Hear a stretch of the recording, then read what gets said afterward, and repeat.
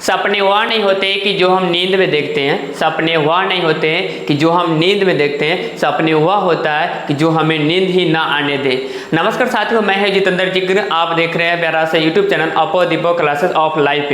हम आपको बताए थे कि मोस्ट क्वेश्चन जो आपको एग्जाम से पैटर्न से बताया जाएगा, तो पहला पार्ट हम देखते हैं क्लास 10th का ज्योग्राफी का क्वेश्चन। तो चलिए हम लेट नहीं करते हैं, स्टार्ट करते हैं।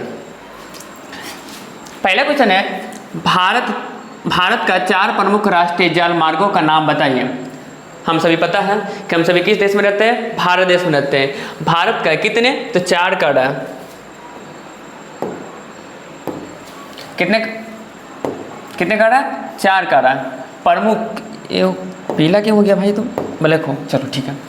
प्रमुख मतलब प्रमुख VVI, राष्ट्रीय मतलब देश के बारे में बात कर। जल, हम सभी जल जानते हैं, जल नदी में पाया जाता है, तालाब में पाया जाता है, कल में से जल निकलता है, कुआं में से जल निकलता है, नल में से जल निकलता है। अब आता है मार्ग। मार्ग कहने का मतलब रास्ता, मार्ग कहने का मतलब रास्ता। तो जल मार्ग का नाम बताइए। तो पहले चलिए हम देखते हैं। पहला मार्ग है, भारत के 4 राष्ट्रीय जलमार्ग का निम्न है। पहला राष्ट्रीय जलमार्ग गंगा भागीरथी नदी प्रणाली की हल्दिया से इलाहाबाद। दूसरा है राष्ट्रीय जलमार्ग ब्रह्मपुत्र नदी धुबरी से सदिया है। तीसरा है राष्ट्रीय जलमार्ग बेस्ट बोस्टर नहर की कोतापुरम से कोलम में है। चौथा है राष्ट्रीय जलमार्ग महाराष्ट्र में राष्ट्रीय जलमार्ग तथा गोवा में राष्ट्रीय जलमार्ग है। महाराष्ट्र में भी जलमार्ग है तथा गोवा में राष्ट्रीय जलमार्ग है। अब नेक्स्ट क्वेश्चन अब हम देखते हैं।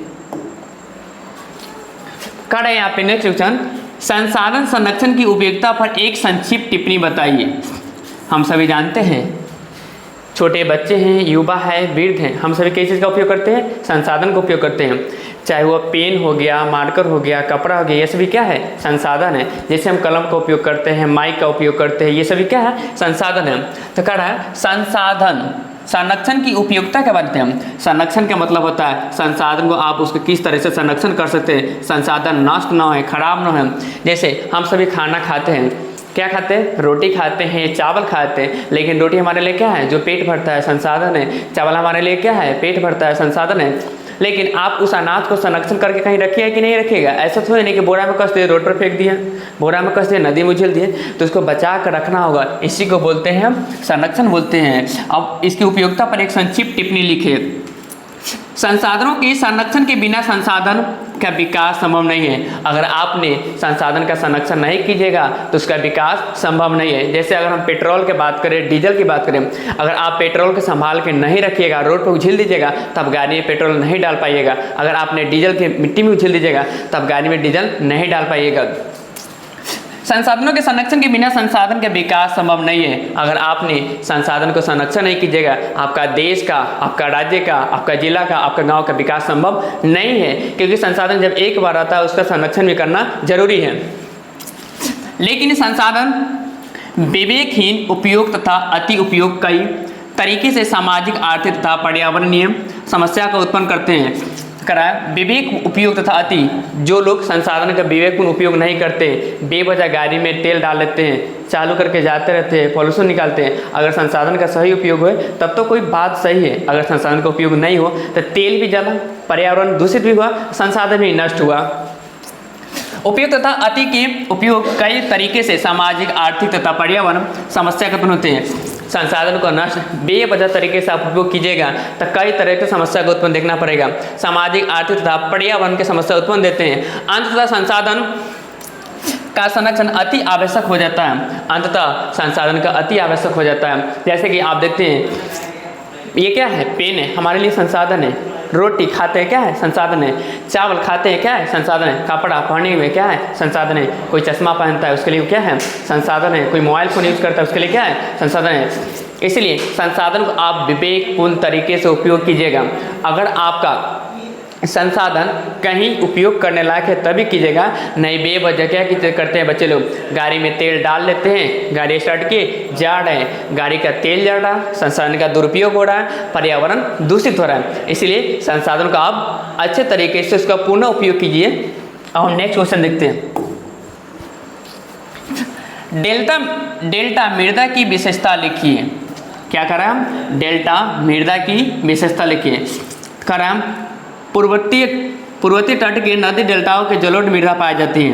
क्वेश्चन पूछेगा आपसे कि जलोढ़ मृदा कहाँ पाई जाती है। हालांकि जलोढ़ मृदा सबसे ज़्यादा उपजाऊ भी माना जाता है, जो कि इसमें फसल बहुत अच्छा मात्रा में होता है, जैसे गेहूँ हो गया, धान हो गया, आलू हो गया, धैंचा हो गया, भिंडी हो गया, करेला हो गया, घिउरा हो गया, तमाम तरह की फसल में ये जलोढ़ मृदा में अच्छी मात्रा में फसल उपजाया जाता है। आपसे एक क्वेश्चन पूछेगा कि जलोढ़ मृदा कहाँ पाई जाती है, तो आप बोलिएगा पूर्वोत्तर की नदी डेल्टा में जलोढ़ मृदा पाई जाती है। अब इसके विशेषता देखते हैं। यह बहुत उपजाऊ होती है। क्वेश्चन पूछेगा जलोढ़ मृदा का विशेषता क्या होता है, तो जलोढ़ मृदा बहुत ही उपजाऊ होती है। स्वाभाविक बात है, केला की खेती, टमाटर का खेती, आलू का खेती, बंधा की खेती, ये सब जलोढ़ मृदा की मिट्टी में ही तो पाई जाती है। बाबू समझ आया कि नहीं? आ गया। चलो देखते हैं। यह पानी के साथ बहाकर ली गई मृदा है। जलोढ़ मृदा यह पानी के साथ बहाकर क्या है, ली गई मृदा है। जैसे पानी ये इधर से जा रहा है तो पानी भी जा रहा है, उसके साथ साथ भी क्या होता है, केवल पानी भी नहीं बहता है, कई बार पानी के साथ मिट्टी भी बहता है, जंगल भी बहता है, बहुत सारे खरपतवार भी बहते हैं। तो खरपतवार को छांट दिया था, लेकिन पानी के साथ में मिट्टी जो जाता है ऊपरी परत जम जाता है। ये जलोढ़ मृदा भी कभी कभी बहकर चले जाता है एक स्थान से दूसरे स्थान। बाढ़ जो आता है, जिसको गाँव में आमतौर पर बोलचाल की भाषा में दाहड़ बोलते हैं, वह जो होता है ना, वह मिट्टी को बहाकर ले जाता है, उसमें खेती किया जाता है, बहुत अच्छी मात्रा में खेती होता है। यह पानी के साथ बहाकर भी ली गई मृदा है। इसमें मृदा में पोटास,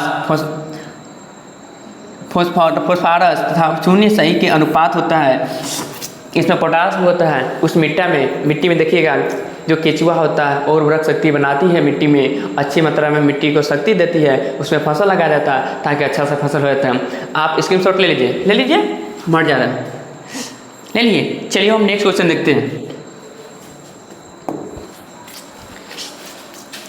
क्या क्वेश्चन क्या कर रहा है, कृषि आधारित और खनिज आधारित उद्योगों में अंतर स्पष्ट करें।